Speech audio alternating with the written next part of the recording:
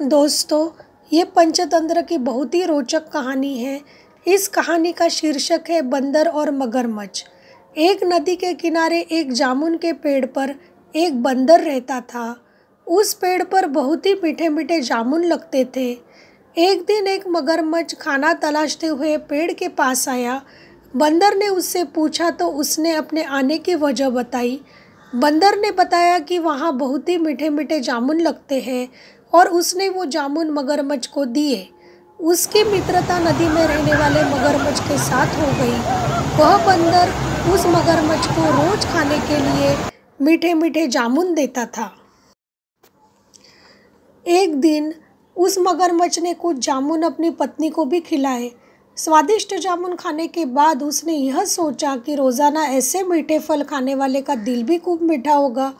उसने अपने पति से कहा कि उसे उस बंदर का दिल चाहिए और वो इसी जिद पर अड़ गई। उसने बीमारी का बहाना बनाया और कहा कि जब तक बंदर का कलेजा उसे नहीं मिलेगा तब तक वो जिएगी नहीं। पत्नी की जिद के आगे मजबूर हुए मगरमच्छ ने एक चाल चली और बंदर से कहा कि उसकी भाभी उसे मिलना चाहती है। बंदर ने कहा कि वो भला नदी में कैसे जाएगा। मगरमच्छ ने उपाय सुझाया कि वह उसकी पीठ पर बैठ जाए ताकि सुरक्षित उसके घर पर पहुंच जाएगा। बंदर भी अपने मित्र की बात का भरोसा किया और पेड़ से नदी में कूदा और उसकी पीठ पर सवार हो गया।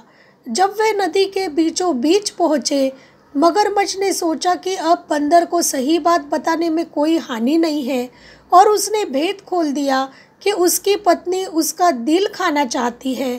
बंदर का दिल टूट गया, उसको धक्का लग गया, लेकिन उसने अपना धैर्य नहीं खोया।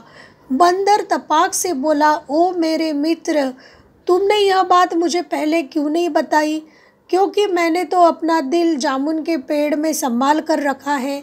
अब जल्दी से मुझे वापस वही नदी के किनारे छोड़ दो ताकि मैं अपना दिल लाकर अपनी भाभी को उपहार के स्वरूप में देकर उसे खुश कर सकूं। मूर्ख मगरमच्छ बंदर को जैसे ही नदी के किनारे ले आया, बंदर ने जोर से जामुन के पेड़ पे छलांग लगाई और क्रोध में भरकर बोला, मूर्ख, दिल के बिना भी कोई जिंदा रह सकता है? जा, आज से तेरी मेरी दोस्ती सम। दोस्तों, ये कहानी से हमें क्या सीख मिलती है?